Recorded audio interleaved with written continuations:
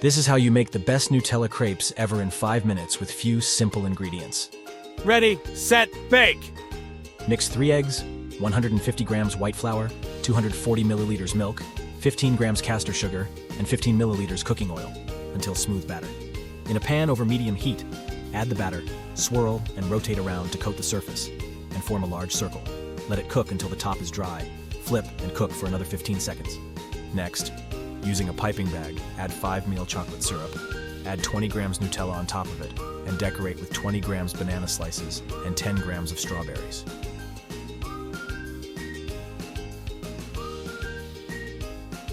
Next, using a piping bag, cover the whole crepe with mix of 30 milliliters melted chocolate and 10 milliliters single cream.